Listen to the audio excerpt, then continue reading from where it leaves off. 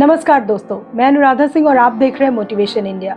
दोस्तों, आज के एपिसोड में मैं आपको एक ऐसी शख्सियत की कहानी सुनाने जा रही हूँ जिसे सुनकर आपके रोंगटे भी खड़े होंगे, आपकी आंखें भी नम होंगी और आप मोटिवेट भी होंगे। आप मजबूर हो जाएंगे अपनी जिंदगी को जीने के लिए, आप मजबूर हो जाएंगे अपने सपनों को पूरा करने के लिए। She has got many firsts to her credit. First tribal to occupy the highest office in our country. First woman from her area to become a minister. First woman and first tribal to become governor of Jharkhand. Today I'm going to tell you the incredible story of a leader who will inspire generations. आइए जानते हैं भारत की राष्ट्रपति महामहिम द्रौपदी मुर्मू जी के जीवन के inspiring पहलुओं को। हर हर मैदान फतेह, हर मैदान फतेह, हर मैदान। भारत के पूर्ववर्ती राज्य उड़ीसा का मयूरभंज जिला, गांव ऊपरबेड़ा, साल 1958, तारीख 20 जून को राज्य के एक बेहद पिछड़े माने जाने वाले संथाली आदिवासी परिवार में एक बेटी का जन्म हुआ। किसी ने सपने में भी नहीं सोचा होगा कि वो बेटी एक दिन भारत के सर्वोच्च पद पर आसीन होगी। वो बेटी और कोई नहीं, भारत की राष्ट्रपति द्रौपदी मुर्मू जी थी। इनके पिता स्वर्गीय बिरंची नारायण टुडू एक किसान थे। इनके पिता और दादा दोनों ही गांव के प्रधान भी रहे।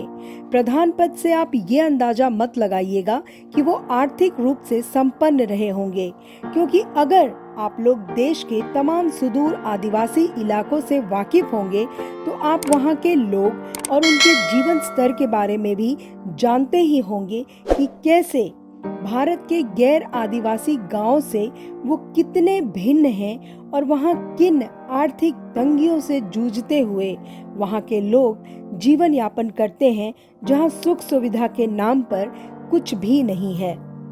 द्रौपदी मुर्मू जी की प्रारंभिक शिक्षा उनके गांव में ही हुई, मगर 7वीं कक्षा के आगे वहां स्कूल नहीं था, तो आगे की पढ़ाई के लिए उन्हें मयूरभंज जिले के अंतर्गत आने वाले KB हायर सेकेंडरी स्कूल जाना पड़ा। पिछड़ी जाति व पिछड़े जगह से आने के बावजूद भी द्रौपदी मुर्मू जी की दादी शिक्षा के महत्व को जानती थी और इसलिए उन्होंने द्रौपदी मुर्मू जी को आगे पढ़ने और बढ़ने के लिए प्रेरित किया। उनके परिवार की आर्थिक स्थिति ठीक नहीं होने के कारण उन्होंने सरकारी योजना की मदद से भुवनेश्वर स्थित रमा देवी विमेन कॉलेज से बैचलर इन आर्ट्स किया। शिक्षा पूरी करने के बाद उन्होंने घर की गरीबी को दूर करने के लिए नौकरी ढूंढना शुरू किया। राजनीति में आने से पहले वो एक प्राइमरी स्कूल में टीचर थीं। उन्होंने एक असिस्टेंट प्रोफेसर के तौर पर भी उड़ीसा के रायरंगपुर में ही Shri Aurobindo integral education and research institute में पढ़ाया भी। साल 1997 वो साल था जब राष्ट्रपति महोदया ने राजनीति में अपने कदम रखे और उससे पहले एक शिक्षक के तौर पर शिक्षा के क्षेत्र में उनका एक लंबा अनुभव रहा। मगर आप में से बहुत कम लोग ये जानते होंगे कि उन्होंने साल 1979 से लेकर 1983 तक उड़ीसा सरकार के सिंचाई विभाग में बतौर जूनियर असिस्टेंट काम किया और यही वो समय था जब उन्होंने समझा कि सरकारी तंत्र आखिर काम कैसे करता है। उनके राजनीतिक सफर की बात करें तो साल 1997 में उन्होंने भारतीय जनता पार्टी ज्वाइन की और बहुत जल्द वो रायरंगपुर नगर पंचायत की काउंसलर बनी।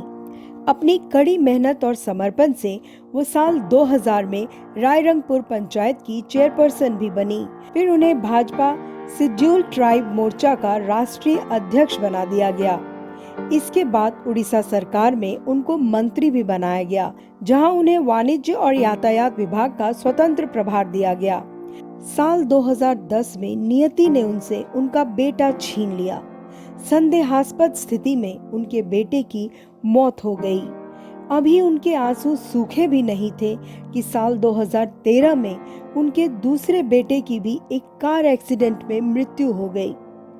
दो बेटों को खोने का गम एक माँ ठीक से मना भी नहीं पाई थी कि अगले ही साल 2014 में नियति ने एक बार फिर से कठोर रूप दिखाते हुए उनके पति को उनसे छीन लिया।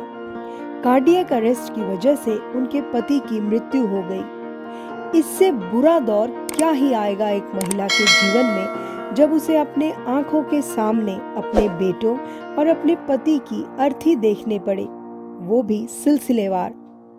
इतना तक ही नहीं, साल 2009 से साल 2015 के बीच उन्होंने अपनी माँ और भाई को भी खोया। मगर इन सब के बावजूद द्रौपदी मुर्मू जी ने खुद को संभाला और आगे बढ़ती रहीं। कहते हैं ना, मन के हारे हार है और मन के जीते जीत।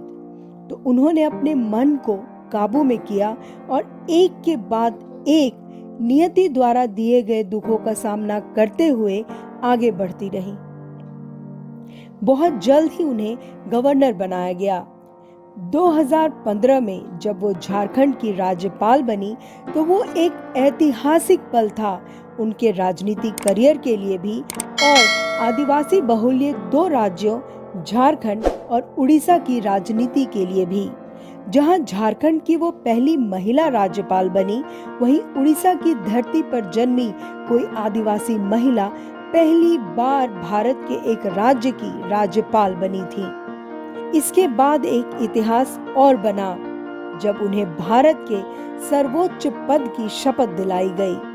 25 जुलाई 2022 को भारत के 15वीं राष्ट्रपति के रूप में 64 वर्षीय द्रौपदी मुर्मू जी को शपथ दिलाई गई, जो कि भारत के अब तक की सबसे कम उम्र की राष्ट्रपति हैं।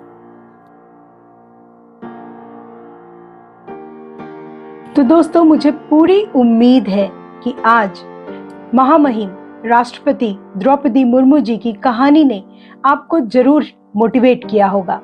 दोस्तों, मिलेंगे अगले एपिसोड में किसी ऐसी ही शख्सियत के जिंदगी के इंस्पायरिंग पहलुओं के साथ। तब तक के लिए नमस्कार। Stay motivated 24/7। और हाँ, चलते चलते एक रिक्वेस्ट है, अगर आपने अभी तक हमारे चैनल को सब्सक्राइब नहीं किया है तो प्लीज कर ले और हमारे वीडियोस को लाइक और शेयर भी करें, ताकि इस वक्त कोई भी व्यक्ति अगर अपने जीवन के बुरे दौर से गुजर रहा हो तो उसे मोटिवेशन मिले, उस तक हमारी बात पहुंचे। नमस्कार।